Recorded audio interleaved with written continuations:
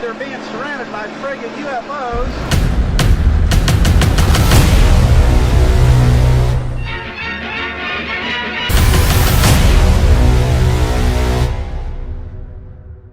The true world leader actually in disclosure.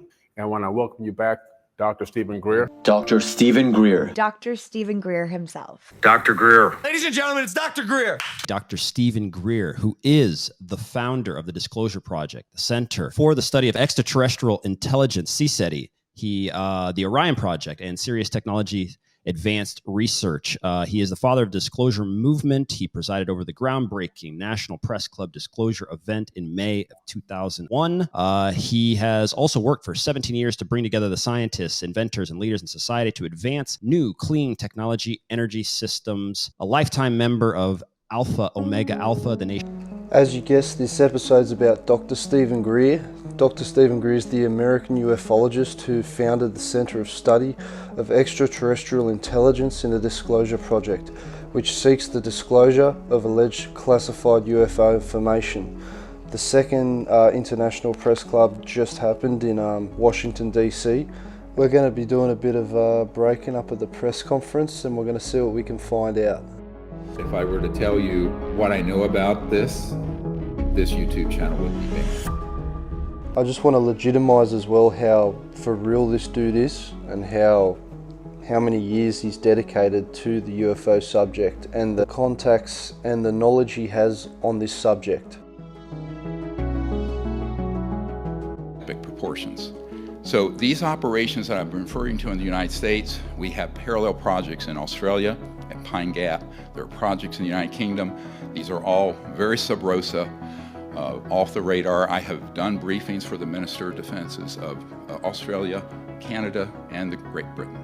None of them were read into these projects, and yet we had evidence they were ongoing. Literally a couple days after this press conference, a bill was passed by a Canadian senator saying that this exact thing was true, and it was exposed on the Weaponized podcast with Jeremy Corbell and George Knapp. It is absolutely true that they have exploitation of UFOs, UAP, by multiple governments, and that there's a Five Eyes alliance of governments, 5 nations that we align with, UK, US, Australia, New Zealand, and Canada.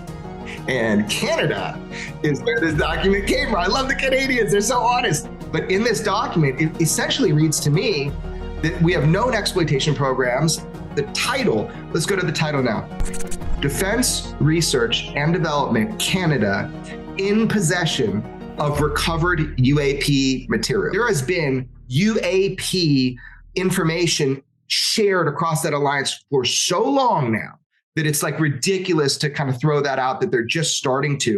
And just to back that up, here's some documents from the 1960s that have been declassified now from top secret, showing that they were studying UFOs back in the 1960s. He was on an NBC team, nuclear, biological, chemical, back in the 60s, was actively involved in retrieving extraterrestrial vehicle and bodies, what have you. They were called EBINs, extraterrestrial biological entities. We have his testimony. It's there for anyone to see. I briefed the director of the CIA at the time, R. James Woolsey, for then President Clinton. He and the president had been waved off and not given information on this subject. He also was read into and had the chief scientist show him the location, which we now have, of a dumb, deep underground military base that is in the Dugway sector, so-called Avery sector, A-V-E-R-Y, and it has huge capacity for parking. You go in, and there's a vast underground complex in that location. Just throwing in there that a lot of these bases that Dr. Steven Greer has exposed, they've actually turned out to be real and have been proven to be actually in these locations. This gives an illustration of the size of this. You could put easily on the platform that goes down the Air Force One. It's a very large elevator, goes down underground. There's this facility that is at S4. It's in the side of a mountain. So in this part of the conference, Dr. Greer talks about USOs, underwater submersible objects. They've been seen all throughout World War II and through the modern era, through radar technology and actual eyewitness sightings. And actually recently a professor has been doing studies on USOs and has found particles in the ocean that have been recovered that show extraterrestrial manufactured material that is shot through our atmosphere and landed in our ocean, and that it's sat on our ocean floor, and he's actually got the physical evidence proving that this could be manufactured from other elements that aren't from our world. Quite conclusively figure out first that this object was interstellar, because we might find isotopes that you don't see in solar system objects, but moreover, we might figure out that it's actually technological in origin. Once again, because it's made of some alloy that does not appear in nature. And I served until 2002. I was assigned to the U.S. Army Training Center, W4J9 Alpha Alpha. As you can see, all the witnesses as well at the press club that came out with their testimony are all high-ranking military staff, professionals in their area, scientists, like people that you just wouldn't ridicule. Men from Raytheon present. I pulled out my night vision goggles to get a better look at the craft. It appeared to be generating 7 lights along its wings and underbelly. I noticed another smaller craft oriented on the right side and at the same height as the first craft, approximately 75 feet to 100 yards. As I drew my hand back, that's when I felt that this strange texture. It felt like tiger skin, or a shark skin. Or as I drew my hand back, pixels jumped off the craft. They were like micro shavings. I would call it. They resembled graphene or magnetite shavings and nano-sized particles. And as I did, the craft purred. It bellowed through my body. I could feel it resonate my body cavity. And it was very intense. I felt like I was in contact with a living creature. It was flat on the ground. There were 2 other people beside it. I could only see heels and feet. To the right, you could see what looked like a boulder.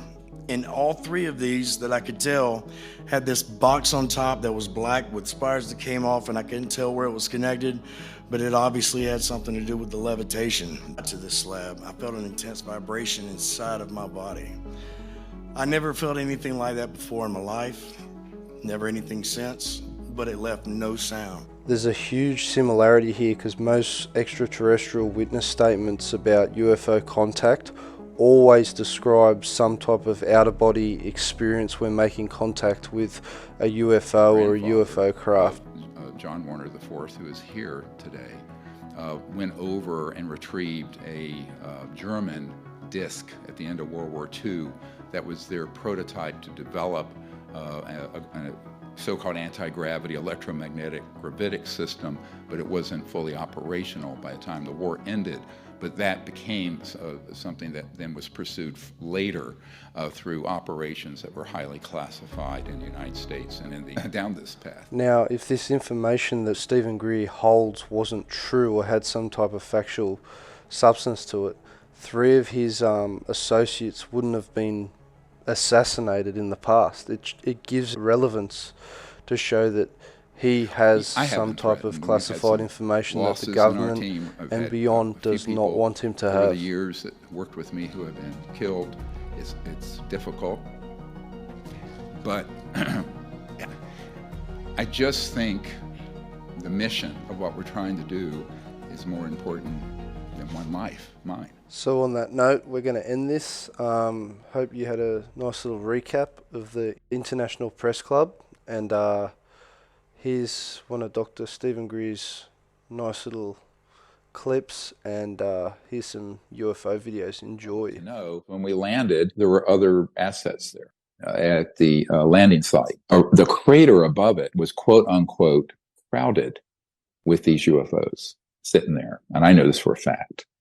Buzz Aldrin knows it. Neil Armstrong knew it. I tried to get Neil Armstrong to come forward, but he's been told if he ever talks about that, he, his wife, his kids, and his grandchildren will be killed. They'll wipe them out. So I said, look, I'm not going to force the issue, but I know what happened when we landed.